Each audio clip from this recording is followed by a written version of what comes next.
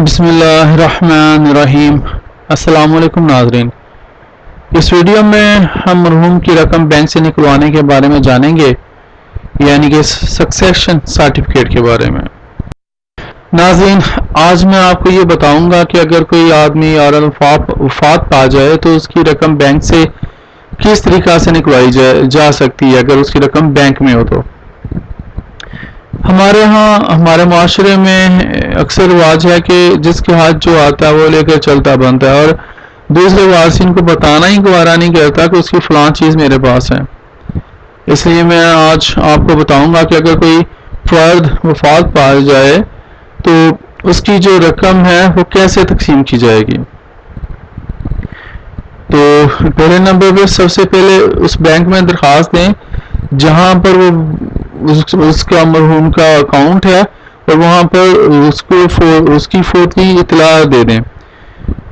پھر وہ کیا کریں گے، بینک والے اس کا جو اکاؤنٹ ہے وہ بند کر دیں گے، اور یہ بلاک کروانا اس لیے بھی ضروری ہے کہ کوئی وارث جو ہے وہ بذریعہ ATM کارڈ اس کی رقم نہ نکلوا لے۔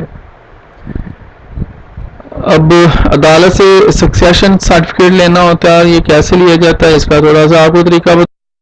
اگلا مرحلہ سکسیشن سرٹیفکیٹ کا ہے، جو کہ تمام وارثوں میں رقم ان کے حق کے حساب سے تقسیم کرے گا۔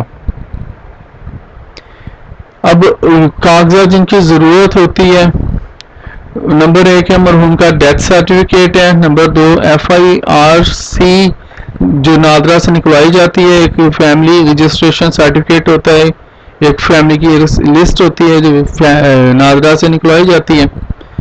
نمبر 3 مرحوم کی بینک سٹیٹمنٹ، یہ بینک سے اس کی سٹیٹمنٹ نکلوا لیں گے، بینک سٹیٹمنٹ مرحوم کی۔ پھر چوتھے نمبر پر آ جاتی ہے ضمانت۔ اس کے بعد آپ کو عدالت میں درخواست دینی ہوگی، عدالت جلد ہی آپ کا سکسیشن سرٹیفکیٹ جاری کر دے گی، جس میں تمام وارثوں کو ان کے حق کے حساب سے حصہ مل جائے گا۔ اچھا ناظرین، میری یہ تھوڑی سی کاوش تھی، ایک انفارمیشن تھی جو میں نے آپ کے ساتھ شیئر کرنی چاہیے۔ اگر آپ کو اچھی لگی ہے تو میرے چینل کو سبسکرائب کر لیں، میری ویڈیوز کو لائک کریں اور شیئر کریں، تاکہ میری حوصلہ افزائی اور میں مزید اس طرح کی اچھی سے اچھی ویڈیوز آپ کے لیے بنانے کی کوشش کروں اور آپ کو قانون کی نالج دینے کی کوشش کروں۔ اب تک کے لیے اتنا ہی، اجازت دیجیے، اللہ حافظ۔